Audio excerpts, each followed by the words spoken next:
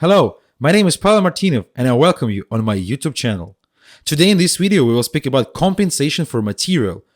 If you sacrifice something, how turn your compensation into a victory? What to do in the positions with different material ratio? All of this we will discuss in this video and we will see two nice examples on it. Let's start.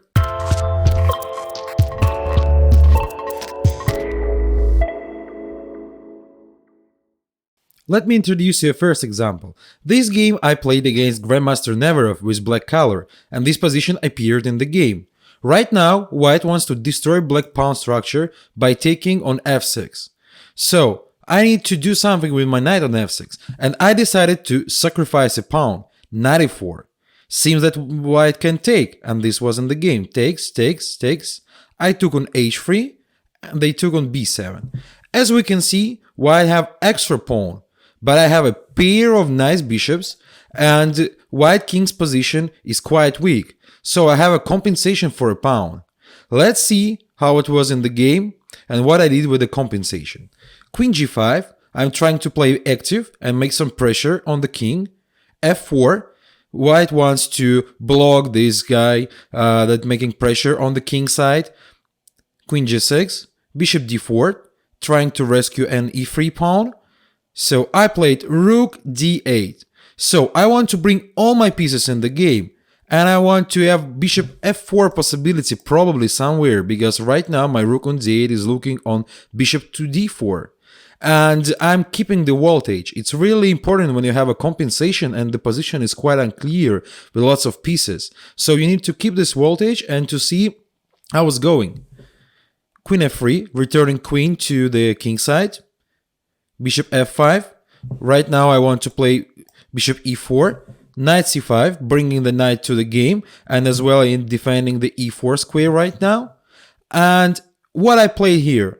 I played h6. It's a tricky idea, I suppose. Just because, again, I'm keeping voltage, so I want to see how it's going for white, what they will do. And as well, I'm creating a window for my king. It will be necessary somewhere, probably in future. And I'm just staying on the place because I have a compensation, I have brilliant bishops.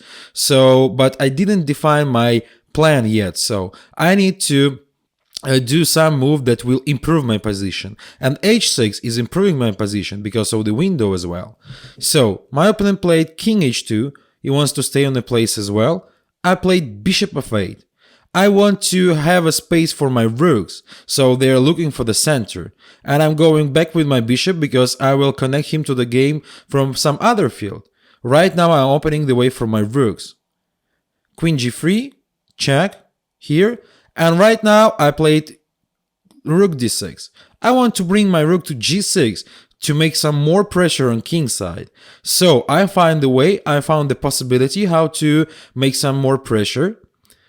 Queen h2, trying to avoid this. Queen g4, here. Rook g6, king f2. And it's a time for my bishop on f8 to bring to the game. Bishop e7, I want to bring him to h4. To connect him with other pieces to attack. And we can see that all my pieces are in the attack to the king, and this king position is really weak. And in this position my opponent made a mistake. Better was to play b4, it was the best move, but my opponent played rook h1. Probably he wanted to take h4 square under control, and I had a winning possibility. Takes on c5, and after takes, rook d8, I want to go to d2, bishop d4, I'm moving my rook just to c8. And I will go to c2 with my rook, to e4 with my bishop, and I have a strong attack and winning position because of this attack. So, but I made a mistake as well. I placed my rook on c8 immediately, and he played b4. Bishop h4, and here white can't take on h4 because I will take on g2, and I have a real strong attack. And actually, my opponent better was to play king e2. I have an attack, but white have chances to rescue. My opponent made a mistake. He played a g3, and he received a bishop e4 here.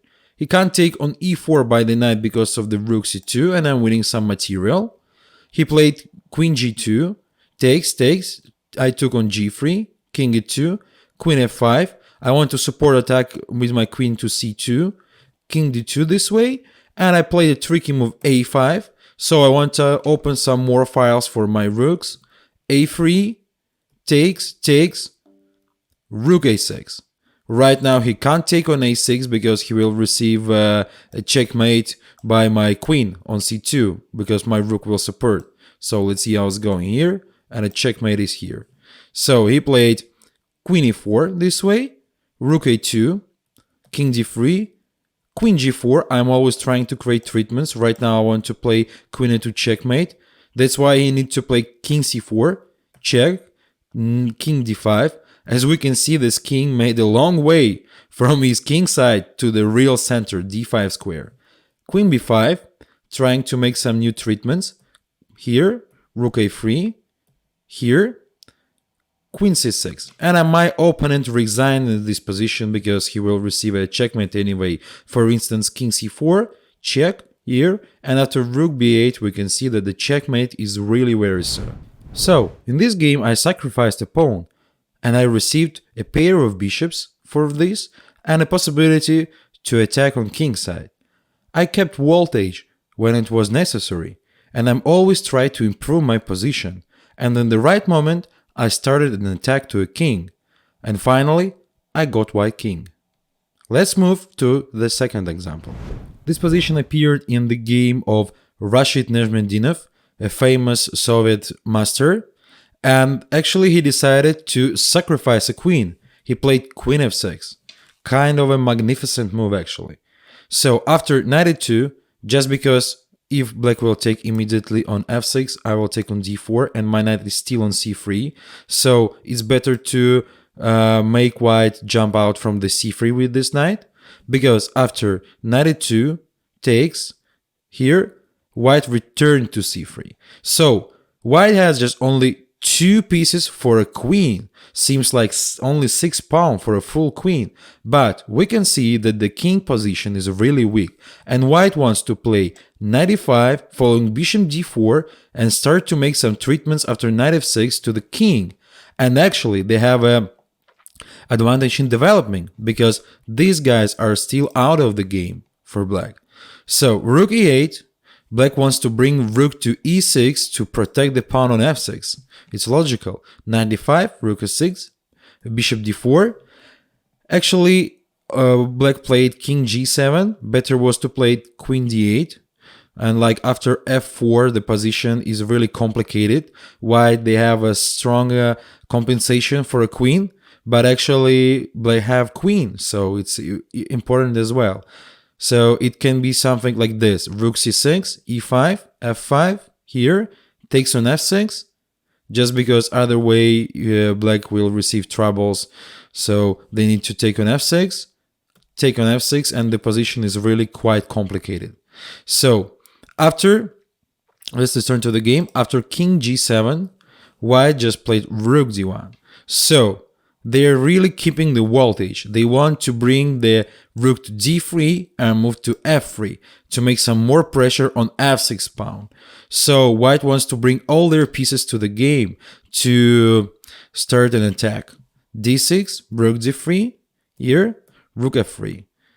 Bishop b5, black wants to make some treatments as well, and they finish the development actually. Here, queen d8, takes on f6, and here black made a serious mistake. The best move was rook c8, and actually according to the computer we can have an equal position after here, takes, knight f6, king g7, and white at least they can repeat the moves and have a draw at least. But actually from the human side this position is really interesting and complicated to play. And actually the point is that in the real practice, I mean like in the real game in the tournament, it's much more easier to play such position with white. So because we have a like plan to attack, and the plan is quite easy, and black needs to prevent all dangers and to make something. So it's really harder to play this position for black. So they played bishop e2 in the game, and actually white have a winning position. Knight h7. So if black will take on h7, white will take on f7, king h6, and after here, they will take on e6. And the position is completely winning for white. as we can see, because the king position is really so weak. After, for example, here I can play g4, and here I can play f4, here I can play bishop f6 at least, and I will return the queen, and I have a material advantage for white. So that's just like at least variation. King g8, and here white made a mistake. They played rook h3 just because they could win immediately. After knight f6, king f8, rook h3. In this moment, I want to play rook h8, and I have a treatment of returning the queen. So white had a possibility to win immediately. So what we saw actually in this game? In this game, we saw that Najmedinov sacrificed the queen in a really complicated way. So it was understandable that white has a compensation for queen, but the position was really hard. And it's just a queen. It's a serious material advantage for black. So, and he started his attack. He brought the pieces to the game and created an attack, and he kept the voltage. So he did everything right, and he received the winning position. Actually, in the game, we both sides, white and black, they had some mistakes, but finally white won the game. So, and this is like a kind of a brilliant sacrifice of queen that you can take for your collection and enjoy it as well. So, what we learned from this video? If you want to make a sacrifice, you need to have a compensation, and you need to understand features and benefits that you will have for material, because material advantage is a serious thing in chess.